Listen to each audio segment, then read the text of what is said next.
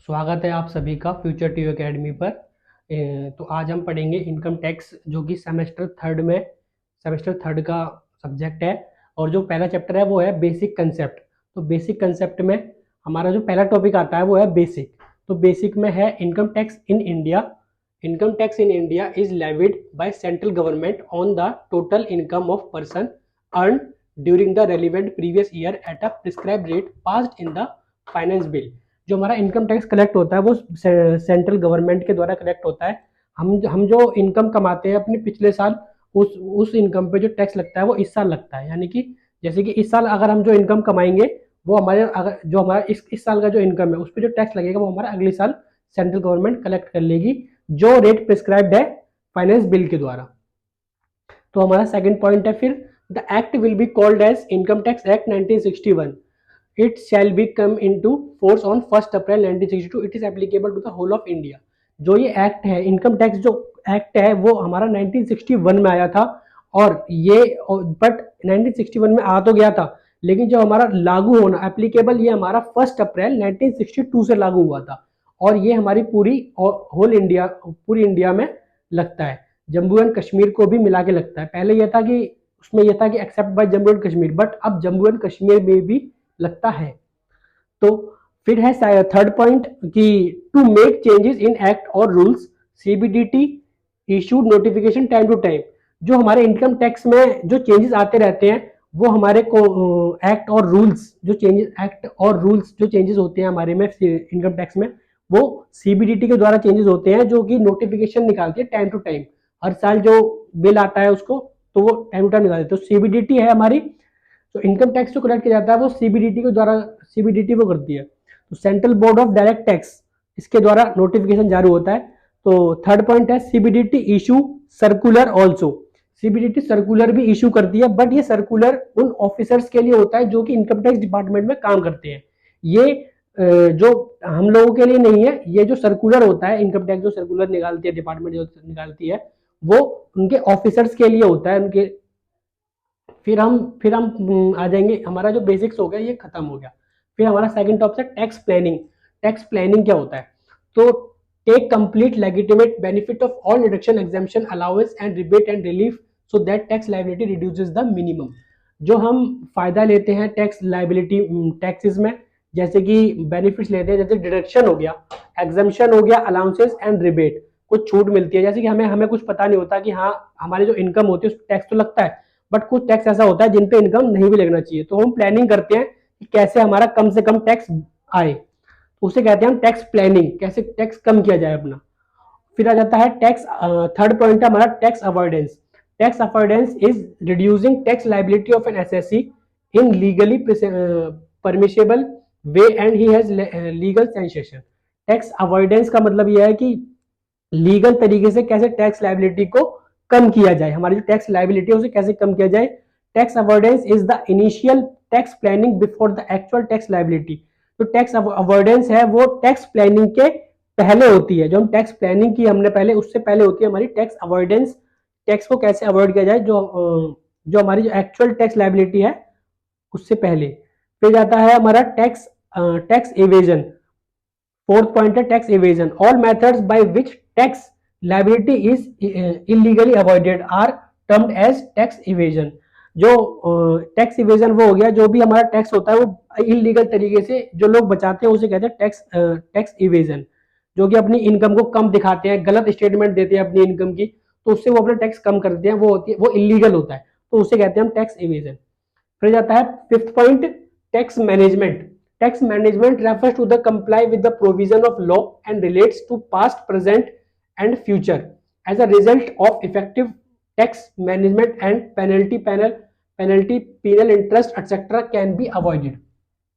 Tax management provision के साथ, provision और लॉ के साथ कंपाइल करके पास्ट जो लॉ बना हुआ है हमारा, पहले जो इनकम टैक्स के रूल बने हुए हैं, जो अब बने हुए हैं या जो फ्यूचर में बनेंगे, उन सभी को एक उससे मिला के जो टैक्स लगा जाता है, ताकि हमारा जो टैक्स है उसमें कोई टैक्स पेनल्टी, इफेक्टिव टैक्स बने, हमारे कोई पेनल्टी वगैरह ना लगे, उसे अवॉइडेड करने के लिए टैक्स मैनेजमेंट होता है।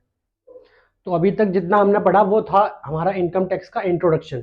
अब हम आगे पढ़ेंगे कि इनकम टैक्स को कैलकुलेशन कैसे करते हैं और जो डेफिनेशंस पढ़ेंगे कुछ।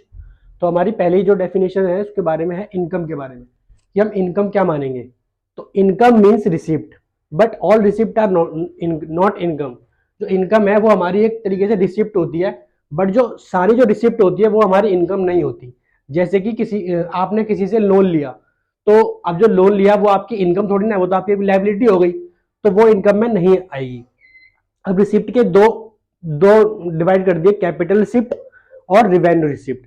तो कैपिटल रिसिप्ट में आता है हमारी लोन, लायबिलिटी और कैपिटल पर्सनल इफेक्ट्स, जो कि हमारी टैक्सेबल नहीं है जब तक स्पेसिफाइड नहीं है। आ जाती है हमारी फिर रिवेन्यू रिसिप्ट। रिवेन्यू रिसिप्ट में एनी अदर रिसिप्ट और रिवेन्यू रिसिप्ट, जो भी इसके अलावा जो रिसिप्ट होती है हमारी, वो हमारी रिवेन्यू रिसिप्ट होती है। और इनकम इज गिफ्ट, इनकम में हमारा गिफ्ट भी आता है, डोनेशंस भी आते हैं, ग्रांट्स भी आते हैं। और revenue receipt are always taxable unless deduction और एग्जम्पशन इज अवेलेबल। जो रिवेन्यू रिसिप्ट है वो जो रिवेन्यू रिसिप्ट होती है वो हमारी टैक्सेबल होती है जब तक उसमें किसी भी तरीके का डिडक्शन और एग्जम्पशन हमें ना मिले, वो फिर टैक्सेबल होगी। तो अब इनकम से हम क्या समझे कि जो रिसिप्ट होती है वो हमारी इनकम तो होती है, बट सारी जो रिसिप्ट होती है वो हमारी इनकम नहीं है, जैसे कि लोन वगैरह, वो हमारी इनकम नहीं आती। फिर जाते हैं हम पर्सन। अब पर्सन की डेफिनेशन है, पर्सन जो जो मतलब इनमें टैक्स में इन्वॉल्व होंगे, टैक्सेशन में जो इन्वॉल्व होंगे, जो टैक्सेशन देंगे, टैक्स देंगे, उसमें पर्सन होते हैं। उन पर्सन की डेफिनेशन है, the term person includes an individual. Individual यानी कि एक पर्सन, मैं हो गया, ठीक है। फिर सेकंड है ए हिंदू अनडिवाइडेड फैमिली, HUF। आप HUF से, जैसे कि एक फैमिली का जो बिजनेस होता है उसे कहते हैं हम HUF, हिंदू अनडिवाइडेड फैमिली। उसका जो मेन जो मुखिया होता है वो होता है, उसका नाम होता है कर्ता, आपने शायद सुना होगा। फिर आ जाता है एक फर्म। फर्म आप समझते हो, a company in association of person और a body of individual, a local authority, every artificial judicial person. ये जो सारे लोग होते हैं ये टैक्सेशन में आते हैं, पर्सन की डेफिनेशन में आते हैं। फिर हम पढ़ेंगे SSC के बारे में। SSC कौन होता है? SSC every person who is liable to pay tax. वो सारे पर्सन जो कि टैक्स पे करने के लायक हैं, उन्हें हम SSC कहते हैं। Who is deemed to be an SSC, जैसे कि example director of company, trustee of trust. जो हमारे कुछ SSC ऐसे होते हैं जिन्हें हम SSC मानना ही पड़ेगा, जैसे कि कंपनी का जो डायरेक्टर होगा वो SSC कहला जाएगा, क्योंकि टैक्स पे का जो रिस्पॉन्सिबिलिटी है वो उसी के ऊपर होगी। ट्रस्टी ऑफ ट्रस्ट, जो ट्रस्ट का जो ट्रस्टी होता है उसको, वो भी एक SSC में शामिल होगा। Who is deemed to be an SSC in default. अब कोई पर्सन होता है जो कि इनकम टैक्स के लोगों को कंपाइल नहीं करता, जैसे कि वो TDS डिडक्ट नहीं करता, तो उसको भी डिफॉल्ट तरीके से SSC माना जाएगा। Who is liable to pay sum of money under this act, जो कि किसी भी तरीके का मनी पे करने के लायक होता है, जैसे कि उस पर अगर मान लो वो टैक्स नहीं भर रहा है तो उस पर जो इंटरेस्ट लगता रहेगा, उस पर जो पेनल्टी लगती रहेगी, तो वो भी इसमें लोग जिन पे पेनल्टी लगेगी वो भी SSC के उसमें इन्वॉल्व हो जाते हैं। फिर जाती है हमारी कैजुअल इनकम। कैजुअल इनकम क्या होती है? Any receipt which is of casual and non recurring is casual income. वो रिसिप्ट जो कि हमारी कैजुअल होती है और जो नॉन रेकरिंग हो रही है, जो हमारी बार बार नहीं होती इनकम, जो कभी कभार हो जाती है, उसे हम कहते हैं कैजुअल इनकम, जो कैजुअली तरीके से हो जाती है। It is an income the receipt of which is an accidental without a stipulation. जो हमारी किसी शर्त, जैसे हम किसी चीज में शर्त लगा लेते हैं कि आज इंडिया टीम जीतेगी या पाकिस्तान की टीम जीतेगी, तो मैच लगा लेते हैं पैसों पैसों का, तो वो जो हमारी इनकम आई वो एक कैजुअल इनकम हो गई। It is a nature of N unexpected windfall, जो अचानक मिला हुआ पैसा, अचानक जो पैसा मिल जाता है, जैसे कि आपने वो सुना होगा अमिताभ बच्चन जी का वो चलता है करोड़पति कौन बनेगा करोड़पति, उसमें जो आप पैसे जीते तो वो होगी हमारी कैजुअल इनकम में आ जाएगी। और एग्जाम्पल है कैजुअल इनकम के, विनिंग फ्रॉम लॉटरी, आप किसी लॉटरी से जीते, crossword puzzles, card games and other games for any short और फॉर्म। आप जैसे ड्रीम 11 वगैरह है, उसमें आप अगर पैसा जीतते हैं तो वो आपकी कैजुअल इनकम में शामिल होगा। गैम्बलिंग और बैटिंग, आप किसी भी तरीके का गैम्बलिंग करते हैं, बैटिंग करते हैं, किसी भी फॉर्म में आप गैम्बलिंग और बैटिंग करेंगे तो वो हमारी जो इनकम उससे जनरेट होगी वो कैजुअल इनकम में आ जाएगी। फिर कुछ नोट है कैजुअल इनकम के बारे में। Expenses are not deductible from the casual income. अब जो हम आप कैजुअल इनकम कर रहे हो उसमें आप अगर आपके कुछ भी एक्सपेंसेस होंगे, कुछ भी खर्च होते हैं, तो वो आपके डिडक्ट नहीं होंगे एक्सपेंसेस इनकम में से। और set of all losses is not permitted against casual income. जो आपके अदर इनकम जैसे कैपिटल गेन, सैलरी से जो आपके अगर लॉस हुआ तो वो आपका कैजुअल इनकम से सेट ऑफ नहीं हो सकता। तो आप कैजुअल इनकम समझ गए। अब आगे जो पढ़ेंगे हम उसके बारे में प्रीवियस ईयर के बारे में, असेसमेंट ईयर के बारे में वो पढ़ेंगे। तो थोड़ी देर बाद अभी मैं इसको बंद कर दूं, फिर उसके बाद नया मैं टॉपिक लिख के आपको एक सेकंड लगेगी बस होने में। तो अब हम आगे पढ़ते हैं प्रीवियस ईयर के बारे में।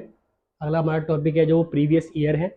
प्रीवियस ईयर में हम क्या समझते हैं कि हमारा प्रीवियस ईयर कौन सा होगा। तो हमारा जो अभी चल रहा है वो चल रहा है 23-24, तो वो हमारा असेसमेंट ईयर है। और हमारा जो प्रीवियस ईयर था वो था 22-23 जो हमारा पिछले साल का था। प्रीवियस ईयर होता क्या है? Previous year means a financial year. अब इस फाइनेंशियल ईयर की जो फाइनेंशियल ईयर आप समझते होंगे क्या होता है, वो मैं नीचे लिख रखा है, नीचे समझा रखा है फाइनेंशियल ईयर, तो वो बाद में समझ लेंगे। पहले हम प्रीवियस ईयर को समझ लेते हैं प्रीवियस ईयर होता क्या है।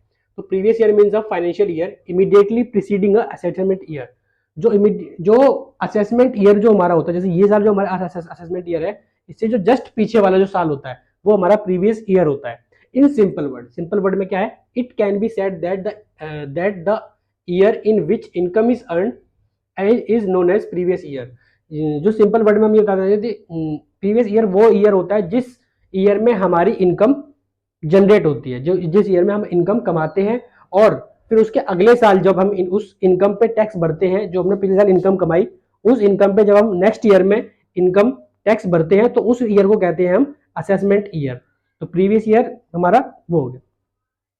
तो अब फिर आ जाता है हमारा previous year may be of less than 12 months. Previous year 12 जरूरी नहीं है कि पूरे 12 महीने का हो सकता है, होता है वो 12 मंथ से कम का भी होता है। जैसे कि कोई आदमी है वो बिजनेस अपना दिसंबर में स्टार्ट कर रहा है, तो उसका जो प्रीवियस ईयर से ही उसका गिना जाएगा। फिर आगे है difference between the financial year and calendar year. Financial year और कैलेंडर ईयर होता क्या है, जो जैसा कि मैंने आपको पहले बताया था कि फाइनेंशियल ईयर हमारा प्रीवियस ईयर में वो होता है। तो फाइनेंशियल हो रहा है 1 अप्रैल से 31 मार्च तक। 1 अप्रैल से 31 मार्च तक जो होता है वो फाइनेंशियल ईयर में आता है। और कैलेंडर ईयर हमारा होता है 1 जनवरी से लेके 31 दिसंबर तक। Our previous year is 22-23। हमारा जो प्रीवियस ईयर है वो हमारा है 22-23। ठीक है। फिर जैसे कि पिछले साल जो हमारा था वो हमारा प्रीवियस ईयर हो गया। अब आ जाता है सर्कमस्टांसिस। अब मैंने अभी आपको क्या बताया कि जो हमारी प्रीवियस ईयर की इनकम होती है उस पर हम टैक्स भरते हैं इस वाले ईयर में। तो अब कुछ इनकम ऐसी होती है जिनका टैक्स हमें प्रीवियस ईयर में अगर हमने कमाया तो वो हमें प्रीवियस ईयर में ही उनका टैक्स हमें भरना पड़ेगा। वो सर्कमस्टांसेस क्या होती है? Circumstances in which previous year income is taxed in previous year. Previous year की इनकम प्रीवियस ईयर में ही टैक्स हो जाती है। जैसे कि एसोसिएशन ऑफ पर्सन और body of individual formed for a short duration. जो एओपी, एसोसिएशन ऑफ पर्सन और बॉडी ऑफ इंडिविजुअल, जो ये एसोसिएशन ऑफ पर्सन जो बॉडी ऑफ इंडिविजुअल होती है, ये एक शॉर्ट ड्यूरेशन के लिए जो भी बिजनेस करती है अपना, उसे कहते हैं उसे ये इन पे जो जब ये बंद करते हैं, जैसे कि मान लो दुर्गा पूजा हो गया, गणपति फेस्टिवल हो गया, ये एक शॉर्ट ड्यूरेशन के लिए होती है। अब जैसे कि मान लो हमारे ये क्या कहते हैं, क्या नाम है, नवरात्रि हो गया। नवरात्रि पे जो भी अपना जो होता है इनका छोटा मोटा बिजनेस होता है, जो बिजनेस करते हैं अपना बेचने का, तो वो एक शॉर्ट ड्यूरेशन हो गया, 7 से 8-10 दिनों का होता है। तो शॉर्ट ड्यूरेशन का होता है जो इनकम इन्होंने कमाई इस 8 से 10 दिनों में, तो ये उसका इनकम का जो टैक्स होता है वो उसी साल भर देते हैं। नॉन रेजिडेंट शिपिंग बिजनेस, जो शिपिंग बिजनेस होता है, जो नॉन रेजिडेंट होते हैं, जो हमारे इंडिया के नहीं होते, जिन पे रेजिडेंसी नहीं होती, वो बाहर के होते हैं, वो अगर बिजनेस करते हैं शिपिंग बिजनेस, तो उनको उसी साल टैक्स भरना होता है। क्लोजर ऑफ बिजनेस, अगर आप अपना बिजनेस कर रहे हो और आप चाहते हो कि मैं अपना बिजनेस अभी खत्म कर दे रहा हूं, इस साल खत्म करना है, तो आपको इसी साल टैक्स भरना पड़ेगा। Transfer of property to avoid tax, अगर आप प्रॉपर्टी ट्रांसफर करते हो टैक्स बचाने के लिए, तो अगर आप प्रॉपर्टी ट्रांसफर कर रहे हो टैक्स बचाने के, तो भी आपको भरना पड़ेगा टैक्स इसी साल। पर्सन लिविंग इंडिया परमानेंटली, अगर कोई पर्सन ऐसा है जो इनकम कमा रहा है और वो परमानेंटली इंडिया को छोड़ रहा है तो वो उसी साल उसको टैक्स भरना पड़ेगा। अगर मैं हूं, मैं इसी साल अगर मान लो कहीं दुबई जाना चाह रहा हूं या कहीं भी जाना चाह रहा हूं इंडिया से बाहर, तो मैंने जो इस साल जो इनकम कमाई वो मुझे इसी साल भरनी पड़ेगी, टैक्स उस पर भरना पड़ेगा। फिर जाता है, इस पॉइंट को याद करना बहुत जरूरी है, ये 5 पॉइंट्स हैं, ठीक है, इनको याद करना बहुत ही जरूरी है। असेसमेंट ईयर, असेसमेंट ईयर क्या होता है, जैसे कि मैंने आपको पहले बताया, जो प्रीवियस ईयर में हमने इनकम कमाई और इनकम कमा के जो नेक्स्ट ईयर में हमने इस इनकम पे टैक्स भरा, तो उस ईयर को कहते हैं हम assessment year. The year in which assessment procedure of income is started and taxable is known as assessment year. हमारा जो असेसमेंट ईयर है वो 23-24 है, ठीक है। फिर आ जाते हैं कंप्यूटेशन ऑफ इनकम टैक्स। अब आ जाते हैं मेन पॉइंट पे जो हमारा चल रहा है कि इनकम टैक्स कंप्यूट कैसे करते हैं। तो इनकम टैक्स कंप्यूट कैसे करते हैं, जैसे कि हमारे जो इनकम है उसके 5 हेड होते हैं। सोर्सेस, अगर आपसे कोई पूछे कि सोर्सेस ऑफ इनकम क्या है, तो सोर्सेस ऑफ इनकम तो बहुत सारे हैं, बट जो इनकम के हेड होते हैं वो 5 ही होते हैं। अब जैसे कि पहला है सैलरी। सैलरी, जैसे कि हम सैलरी, हमने कोई सर्विस दी, उससे हमने सैलरी कमाई, तो वो हो गई। House property, profit and gain of business and profession, capital gain और इनकम फ्रॉम अदर सोर्सेस। ये 5 हेड हैं हमारी इनकम के। इन पांचों हेडों को मिला के, इन पांचों हेडों की जो इनकम होगी, इनको मिला के, इनको जब ऐड कर देंगे तो हमारी बनेगी ग्रॉस टोटल इनकम। क्या बनेगी? Gross total income. फिर उसमें से हम डिडक्शन को माइनस कर देंगे, जो हमें छूट मिलती है उसे कहते हैं डिडक्शन। कुछ परसेंटेज का हमें छूट मिलती है, उसे कहते हैं डिडक्शन। तो डिडक्शन चैप्टर 6A में उसको डिडक्शन को माइनस करेंगे, जो फिर उसको माइनस करके हमारी जो इनकम आएगी वो होगी हमारी टैक्सेबल इनकम। जिस इनकम पे टैक्स लगेगा, इस इनकम पे हमारी टैक्स लगेगा, इन पे नहीं लगेगा। इन सबको ऐड करो, डिडक्शन को माइनस करो, इन सबको ऐड करके gross total income, gross total income में से डिडक्शन को माइनस करो, डिडक्शन को माइनस करके जो इनकम आएगी बचेगी हमारी, वो होगी टैक्सेबल इनकम। इस इनकम पे हमारा टैक्स लगेगा। फिर उसके बाद हमारा रहता है rounding off income, section 288A। तो राउंडिंग ऑफ, कुछ इनकम ऐसी होती है कि जो जिन्हें हमें राउंड ऑफ करना होता है, जैसे कि taxable income shall be rounding off to the nearest multiply of 10 rupees. जो नियरेस्ट उसका जो 10 होता है उसको हम उससे मल्टीप्लाई कर देते हैं। अब जैसे कि किसी की टोटल इनकम आ रही है इतनी 492688, यानी 4,92,688 आ रही है, तो उसका जो नियरेस्ट होगा, अब हम लास्ट डिजिट देखेंगे 2। 88 के नियरेस्ट क्या है? 88 के नियरेस्ट 90 है, तो हम उसको 90 कर देंगे, तो ये हमारी राउंडिंग ऑफ हो जाए, राउंड ऑफ हो जाएगा। फिर उस टोटल एग्जांपल दिया है मैंने, टोटल इनकम जैसे कि अब है 4,72,684.90 पैसे। अब पैसे, अब इनकम टैक्स तो इस पे पैसों पे कैलकुलेट करने बैठेगा नहीं, इनकम जो टैक्स होगा, तो वो उसको राउंड ऑफ करके, इनकम को राउंड ऑफ करके फिर उस पर टैक्स लगा देता है। तो राउंडिंग, अब इसका जो होगा वो देखो 90 का नियरेस्ट क्या होगा, 90 पैसे में है, तो 90 पैसे से 1 रुपया नियरेस्ट उसका 1 रुपया हो जाएगा, तो ये 1 रुपया बढ़ा देंगे, 1 रुपया बढ़ा देंगे, जो कि क्या हो जाएगा, ये 85 हो जाएगा। अब 85 होने के बाद, अब 85 का नियरेस्ट क्या होगा 90, तो उसको हमने 90 कर दिया, तो ये क्या हो गया, ये 90 हो गया, बाकी सब सेम है, ये 90 हो गया। अब टोटल इनकम जैसे कि 4,88,888 है, अब 88 का नियरेस्ट क्या होगा 90, तो ये हो गया हमारा rounding off income section 288A। मैं आपको इस चार्ट को बहुत ही ध्यान में रखना है आपको, क्योंकि इस चार्ट पे आपका पूरा जो इनकम टैक्स है, इनकम टैक्स सब्जेक्ट है, इस चार्ट पे पूरा बेस्ड है। आगे चल के ये आपके चैप्टर्स बनेंगे, जैसे सैलरी का चैप्टर है आपका, हाउस प्रॉपर्टी का चैप्टर है, इस प्रॉफिट एंड पीजीबीपी का चैप्टर है पूरा, कैपिटल गेन का चैप्टर है, और इनकम फ्रॉम अदर सोर्सेज का चैप्टर है। तो ये और डिडक्शन का भी एक पूरा चैप्टर ही है हमारा आगे चल के। तो इस फॉर्मेट को आपको ध्यान में रखना है कि टैक्स का कैलकुलेशन कैसे होता है। तो पहले इतना ध्यान रखना क्या क्या होता है, salary, house property, PGBP, capital gain, income from other sources, इन सबको प्लस करके हमारी बनेगी gross total income. Gross total income को जब उस ग्रॉस टोटल इनकम में से हम डिडक्शन को माइनस कर देंगे, तो हमारी बनेगी नेट टैक्सेबल इनकम, उस इनकम पे हमारा टैक्स लगता है। अब जो आगे का पॉइंट 1 सेकंड के अंदर में आया, और 1 सेकंड के अंदर आपको नेक्स्ट टॉपिक्स में आगे चल के फिर बताता हूं। तो हम अगला टॉपिक हम पढ़ते हैं rounding off tax, section 288 B के बारे में। Section 288 B rounding off tax. अब इसमें हम पहले हमने क्या किया था, 288 ए में हमने किया था rounding off income, rounding off income को हमने राउंड ऑफ किया था उसमें। बट 288 बी में हम करेंगे जो टैक्स निकलेगा ना हमारा लास्ट में, उसको अगर वो टैक्स पॉइंट में निकलता है या फिर वैसे निकलता है तो उसमें हम उसको राउंड ऑफ करेंगे, टैक्स को राउंड ऑफ करेंगे 288 बी में। The amount payable by the assessee and the amount of refund due to under the provision of the act shall be rounded off to the nearest 10 rupees. तो इस वाले में हम जो हमारा टैक्स निकलेगा उसको हम राउंड ऑफ करेंगे। और 288 जो हमने ए पढ़ाया था, मैंने पहले बताया था, उसमें हमने इनकम को राउंड ऑफ किया था। तो ये डिफरेंस है दोनों 288 ए में और 288 बी में। अब हम आगे पढ़ेंगे कि हमने अभी तक तो हमने डेफिनेशन वगैरह सीख ली, ठीक है। अब हम आगे पढ़ेंगे कि इसके टैक्स रेट क्या होते हैं, इनकम टैक्स कैसे कैलकुलेट किया जाता है, क्या परसेंटेज पे कैलकुलेट होता है, तो वो सब हम पढ़ेंगे। तो टैक्स रेट फॉर इंडिविजुअल यानी कि एक आदमी, नेचुरल पर्सन, इंडिविजुअल कहते हैं नेचुरल पर्सन, और एचयूएफ यानी हिंदू अनडिवाइडेड फैमिली, जो कि मैंने आपको पर्सन की डेफिनेशन में बताया था, और AOP association of person, body of individual, और आर्टिफिशियल जुडिशियल पर्सन। तो इन सब के लिए जो टैक्स रेट है वो यहाँ पे मैंने बताया एक टेबल फॉर्म में। होप रहे आपसे आशा करता हूं कि आप इन जो टैक्स रेट को ना एक अपनी कॉपी में जितना ही मैं लिखवा रहा हूँ वो सारा नोट करते रहें, ताकि आप जब एग्जाम आपका हो उससे एक दिन पहले आप अगर ये रिवीजन भी कर लोगे ना तो that is enough for you. तो हम आगे पढ़ते हैं टैक्स रेट फॉर इंडिविजुअल।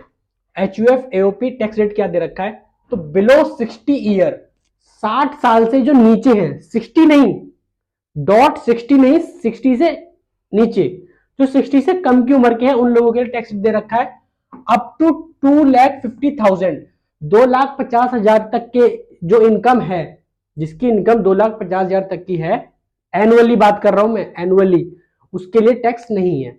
फिर 2 लाख से लेके 50 लाख तक का, 2 लाख से लेके 5 लाख तक, 2,50,000 सॉरी, 2,50,000 से लेके 5 लाख तक का 5% टैक्स लगेगा।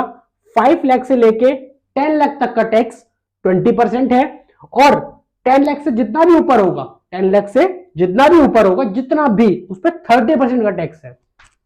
अब फॉर 60 और above up to 80, up to 80 यानी 60 और 60 से ऊपर और 80 से कम, 60, 60 से ऊपर और 80 से कम, तो उनके लिए टैक्स दे रखा है 3 लाख तक का कोई टैक्स नहीं है, नील है। 3 लाख से लेके 5 लाख तक का 5% है। 5 लाख से लेके 10 लाख तक का 20% है, और 10 लाख से ऊपर जितना भी है वो 30% है। अब 80 से ऊपर वालों के लिए 80 और 80 से ऊपर वालों के लिए, 80 से ऊपर वालों के लिए 5 लाख तक का कोई टैक्स नहीं है। 5 लाख से 10 लाख तक का 20% है, और 10 लाख से ऊपर जितना भी है वो 30% है। तो ओवरऑल इसमें समझेंगे कि हमें बस जो हमारा 5 लाख से सब में, सबका कंपेयर करके बता रहा हूं, सबका जो टैक्स रेट है, अगर जिसकी इनकम 5 लाख से 10 लाख तक की है उसके लिए सेम है टैक्स रेट 20%। जिसकी इनकम 5 लाख से 20 लाख, 5 लाख से 10 लाख तक की है उसके लिए 20% का टैक्स है, और 10 लाख से ऊपर जिनकी जो है वो 30% है। ये सबके लिए सेम है, चाहे वो 60 साल के नीचे हो, चाहे वो 80 साल के नीचे हो, चाहे वो 80 से ऊपर का हो, इसके लिए सब वो है। बस डिफरेंस क्या है 5 लाख तक के में, इसमें 60 से जो कम है उसको 5 लाख तक का 5% का टैक्स देना पड़ेगा। 5 इसमें जिसकी इनकम 3 लाख तक की उस पर कोई टैक्स नहीं है, बट 3 लाख से 5 लाख पे उसमें 5% लगेगा। और इसमें 5 लाख तक पे कोई टैक्स नहीं है जो 80 से ऊपर है, और उनके लिए कोई टैक्स नहीं है 5 लाख तक के लिए। तो ये डिफरेंस है, टैक्स रेट है, इसको नोट कर लेना, और ये बहुत ही इंपॉर्टेंट रहेगा। आप जितना भी मैं लिखवा रहा हूं ना ये बहुत इंपॉर्टेंट है आपके लिए, और आप वन डे रिवीजन के लिए, वन डे बिफोर रिवीजन के लिए बहुत ही जरूरी है, तो इसको आप नोट करते रहना। अब हम टैक्स रेट कंप्यूट करना सीखेंगे कि टैक्स रेट कंप्यूट कैसे करते हैं। अब मैं आपको ये वाला एग्जांपल दे, टोटल इनकम, मान लो किसी की टोटल इनकम है 2,40,000, कितनी, 2,40,000, और उसकी एज है वो 60 से कम की है, मान उसकी एज है जो 60 से कम के लिए है, तो 240 हमको 250 तक का कोई टैक्स नहीं देना, तो 240 है तो कोई टैक्स नहीं है, तो टैक्स मैंने नील कर दिया। अब अगला है टोटल इनकम 3 लाख, 60 वाले की टोटल इनकम कितनी है, अगले अगले एग्जांपल में 3 लाख। तो 3 लाख में क्या है, बेसिक एग्जाम्पशन लिमिट यही वाली, ठीक है, बेसिक एग्जाम्पशन लिमिट 250 पे नील, 250 पे जो 250 तक की इनकम पे नील है, कोई टैक्स नहीं है। अब 3 लाख में से 250 गए तो कितना बचा, बैलेंस 50,000, 50,000 बचा। अब 50,000 पे अब हम इसमें आ जाते हैं 2 लाख से 250 लाख से 2,50,000 से लेके 5 लाख तक पे 5%। तो आगे का जो नेक्स्ट है, अब 50,000 बच गया, तो बैलेंस 50,000 पे टैक्स रेट कितना लगेगा हमारा, यही 5% का। तो 50,000 का 5% कितना आ गया, 2,500 आ गया। अब नेक्स्ट है हमारा एग्जांपल कि टोटल इनकम मान लो किसी की 5 लाख है, 5 लाख है तो 250 तक का तो कोई टैक्स नहीं है, नील है, बट बैलेंस कितना बच गया 250, यानी नेक्स्ट 250 बच गया 5 लाख तक में। तो 5 लाख तक में कितना आएगा 5%, तो 5% हमने लगा दिया 250 का 5%, तो आ जाएगा 12,500 रुपीज।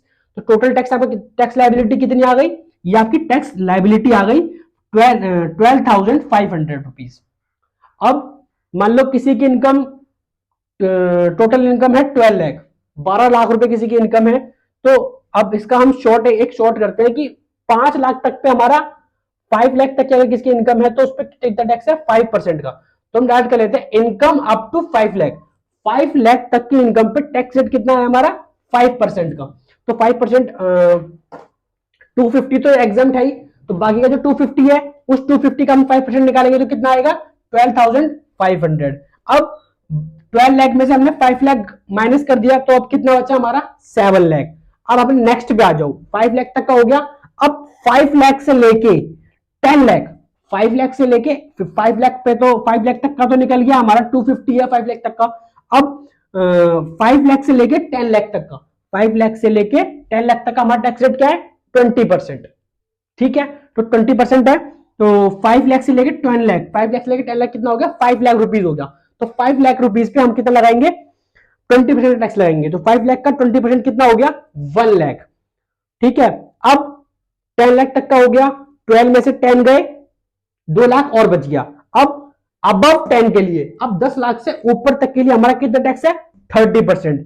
तो 10 लाख से लेके 2 लाख बचा हमारा, तो उस 2 लाख पे हमारा 30% टैक्स लगेगा। तो उस 2 लाख पे 30% टैक्स लगेगा 10 लाख से लेके 12 लाख तक का, तो 2 लाख का 30% 60,000 हो गया। तो अब हमारा 5 लाख तक का ये निकल गया, 10 लाख तक का हमारा ये निकल गया, ठीक है, और 10 लाख से ऊपर वाला हमारा ये निकल गया। तो तीनों को मिला के हमारा कितना हो गया 1,72,500 रुपीज, यानी कि जिसकी इनकम 12 लाख रुपीज होगी उसका टैक्स लायबिलिटी कितना आएगा 1,72,500 रुपीज, ठीक है। इसके आगे अभी और भी टैक्स कैलकुलेशन होगा, बट मैं उसके आगे और जो कंसेप्ट है वो आपको बता के उसके आगे प्रोसीजर का मैं और टैक्स निकलेगा, इसमें से अभी और चीजें ऐड होंगी, तो वो चीज मैं आपको उस कंसेप्ट को बता के तब उस चीज को आगे मैं लूंगा। अब किसी की इनकम मान लो 20 लाख रुपीज है, किसी की इनकम 20 लाख रुपीज है, तो income up to 5 lakh, 5 lakh तक पे 12,500 सेम है ना, फिर बैलेंस बच गया 15 लाख रुपए। अब 5 लाख से 10 लाख तक पे कितना परसेंट है 20%, 5 लाख से लेके 10 लाख पे कितना है 20%, तो 5 लाख का 10, तो ये आ गया 1 लाख। और अब है 10 लाख से लेके 20 लाख, 10 लाख से लेके 20 लाख तक पे अब 10 पे कितना है 30%, तो 10 लाख से 20 लाख 30%, तो इसका तो 10 लाख का 30%, तो कितना आ गया 3 लाख। अब 5 लाख तक का 12,500, 10 लाख तक का 1 लाख रुपए निकल गया, और 10 लाख से लेके 20 लाख तक का 3 लाख रुपए निकल गया। तो इन सबको टोटल करेंगे तो हमारा बनेगा क्या 4,12,500। तो ये हो गई हमारी tax calculation according to the tax rate. तो इसके आगे अभी टैक्स कैलकुलेशन और भी है, अब इसमें टैक्स लायबिलिटी में और भी चीजें जुड़ेंगी, तो वो जो कंसेप्ट है वो बता के आपको मैं तब लूंगा। और अगर अब है एक राउंडिंग ऑफ वाला, जो मैंने बताया था आपको राउंड ऑफ करके इनकम को, और इनकम को राउंड ऑफ करते हैं। इनकम को जब राउंड ऑफ करेंगे तो section rounding off section under section 288 ए में हम इनकम को राउंड ऑफ करेंगे, और सेक्शन 288 बी में टैक्स को राउंड ऑफ करेंगे हम। तो अब मैंने देखा टोटल इनकम मान लो किसी की है 4,92,688। तो अब हमारा क्या लगेगा, पहले इसमें हम इस इनकम को राउंड ऑफ करेंगे, यानी कि rounding off section under section 288 ए। 288 ए में इनकम को राउंड ऑफ करते हैं, 288 ए है, तो इसको राउंड ऑफ किया तो हमारा आ गया 4,92,690, ये आ गया। अब हम इस पे टैक्स लगाना चालू करेंगे, तो 250 तक का तो नील है टैक्स, कोई टैक्स नहीं है क्योंकि, और बैलेंस हमारा कितना बचा 4,92,690 में से हम 250 माइनस कर देंगे क्योंकि 250 पे हमारा कोई टैक्स नहीं है, तो बैलेंस बचा हमारा 2,42,690 रुपीज। तो उस पर हमारा 5 लाख तक पे कितना टैक्स रेट था, यहां आ जाओ दोबारा, 5 लाख तक पे हमारा कितना, 5 लाख तक पे कितना था 5%। तो अब 5% लगा देंगे हम टैक्स रेट, तो इस बैलेंस पे 5% लगेगा, तो आएगा तो क्या कहते हैं 12,135 रुपये आ जाएगा हमारा, 12,135 आएगा। टैक्स लायबिलिटी हमारी कितना आ गई 12,135। अब ये कंसेप्ट क्या था, ये जब हमने इनकम को राउंड ऑफ किया तो सेक्शन 288 बी ए यहां लग गया। अब हमें टैक्स निकाल गया तो कितना आ रहा है ये 12,135। अब ये निकालना टैक्स। अब इस टैक्स को जब राउंड ऑफ करेंगे तो सेक्शन कौन चला गया, round off under section 288 B. तो हम इसको टैक्स को राउंड ऑफ करेंगे तो round off under section 288 B, तो 35 का नियरेस्ट क्या होगा 40, तो ये कितना आ जाएगा 12,140। तो टोटल टैक्स लायबिलिटी हमारी कितनी हो गई 12,140। तो ये कंसेप्ट था हमारा राउंडिंग ऑफ वाला, ठीक है, 288 ए में और 288 बी का। तो अब हम ये इतना बता के, अब इसके आगे के और भी कंसेप्ट हैं। अब जैसे ये टैक्स निकाला मैंने, ये टैक्स निकाला, इसके आगे के और भी कंसेप्ट है, इसमें और भी चीजें जुड़ेंगी, जैसे कि HEC health and education cess भी जुड़ेगा, जो कि 4% का होता है, वो इसमें 4% में जुड़ेगा। अगर किसी की इनकम मान लो 50 लाख से ऊपर जाती है तो उस पर सरचार्ज लगता है, तो वो भी लगेगा अभी इसके ऊपर। मान लो 12 लाख था, है ना, 20 लाख था, अब जिसकी इनकम मान लो 50 लाख से ऊपर जाती है तो उसके लिए टैक्स रेट अलग है, ठीक है। तो वो सब कंसेप्ट में बता के फिर आगे टैक्स कैलकुलेशन करेंगे। अभी ये जो टैक्स रेट मैंने निकाला, ये आप टैक्स निकालने का फॉर्मेट हो गया, परसेंटेज निकाल लिया कि टैक्स कैलकुलेशन कैसे करते हैं। अब आगे कंसेप्ट बता के मैं आपको फिर लूंगा, 1 सेकंड के अंदर मैं दोबारा आया। तो हमारा फिर नेक्स्ट टॉपिक है सरचार्ज के बारे में। Surcharge it is an additional levy tax on tax percentage of tax.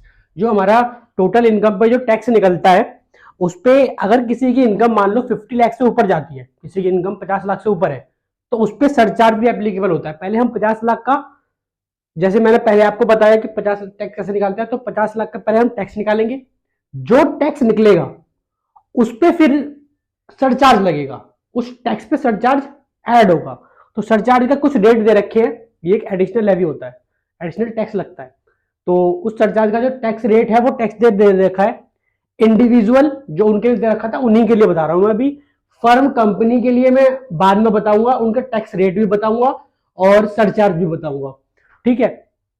तो अभी सिर्फ हम individual, HUF Hindu undivided family association of person, body of individual और आर्टिफिशियल जुडिशियल पर्सन, उनके लिए हम सरचार्ज का रेट पढ़ेंगे अब। तो जिसकी इनकम 50 लाख तक की है, जिसकी इनकम 50 लाख तक की है, उसको सरचार्ज उसके लिए नहीं है, उसको सीधा कैलकुलेशन करनी है, बस टैक्स कैलकुलेशन करके वो कर छोड़ देना।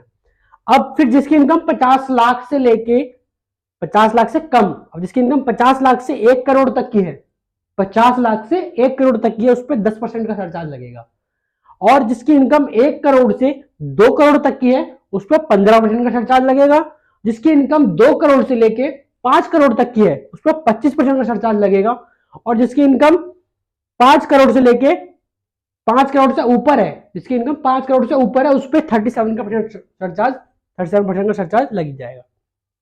तो ये हो गया हमारा सरचार्ज, जो कि टैक्स कैलकुलेशन करके फिर उसमें जो सरचार्ज ऐड करेंगे, उस टैक्स पे जो परसेंटेज लगाएंगे हम सरचार्ज के लिए, वो परसेंटेज आइए।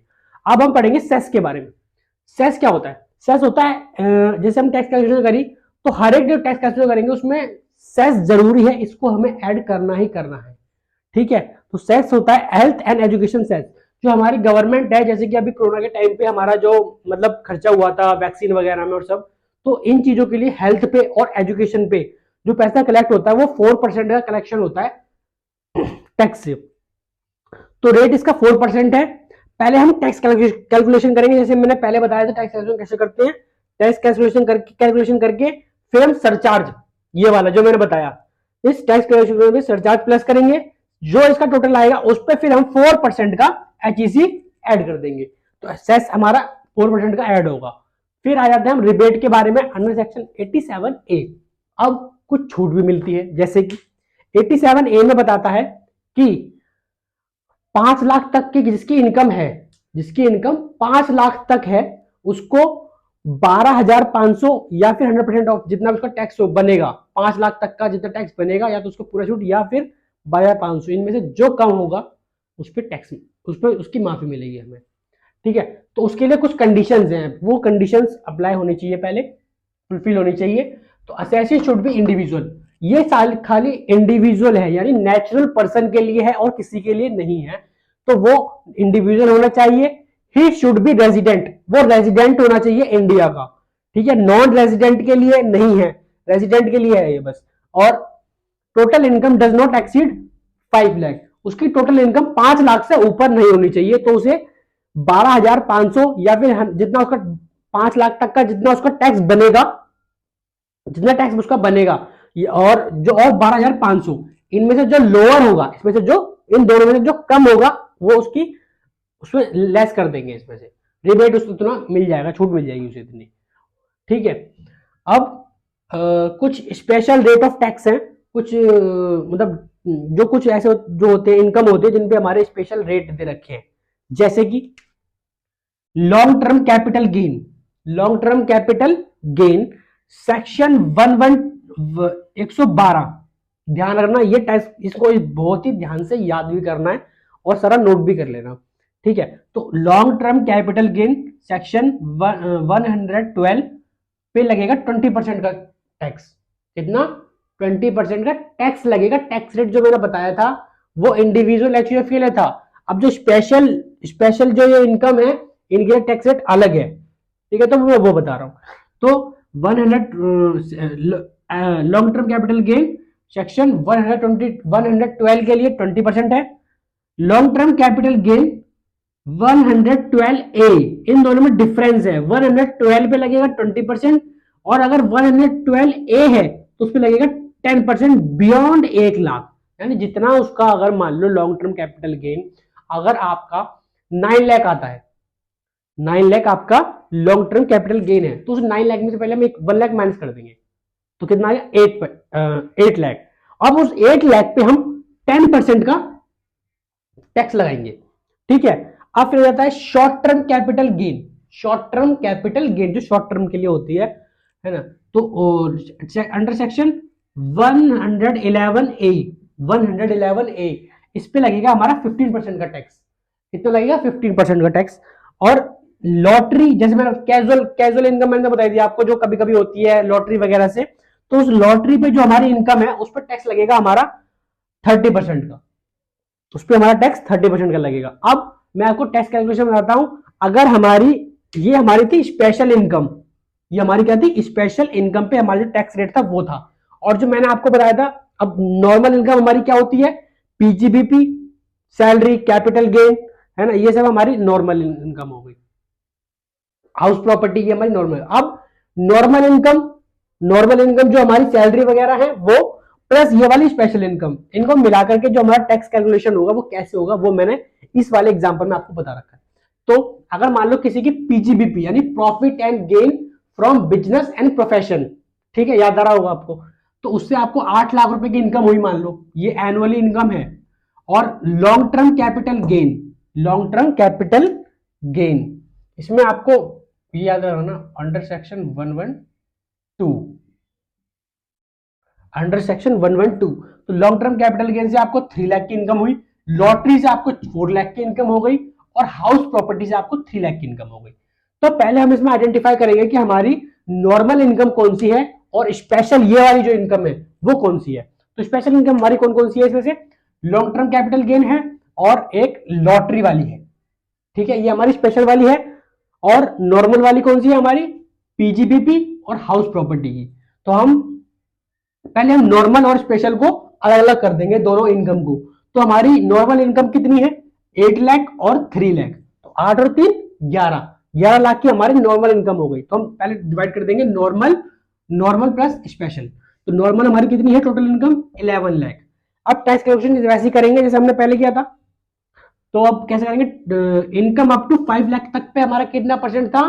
अब इसमें हम देख ले, अब हमें एक चीज और देखनी है जो मैंने अभी आपको बताया कि रिबेट, जिसकी इनकम 5 लाख से नीचे होगी उसे ही रिबेट मिलेगा, इसकी इनकम 5 लाख से ऊपर है उसे रिबेट नहीं मिलेगा।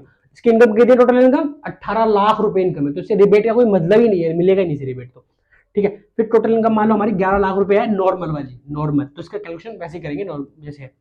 अब जो इनकम अप टू 5 लाख है, 5 लाख तक पे हमारा कितना परसेंट था 5% का, तो 5% कितना हो गया 12,500। अब नेक्स्ट 5 लाख से लेकर 10 लाख तक पे हमारा 20% होता था, तो 20% 1 लाख हो गया। अब इनकम 10 लाख से लेके 11 लाख, 10 लाख से अब हमारा कितना था 30% का टैक्स था, तो 30% यानी कि 30,000 हो गया 1 लाख का 30,000। ठीक है, अब इन सबको जब कैलकुलेट करेंगे तो आ गया 1,42,500 रुपीज नॉर्मल इनकम पे टैक्स निकला ये हमारा। अभी पूरा टैक्स नहीं निकला है, ये इतना हमारा टैक्स निकल गया।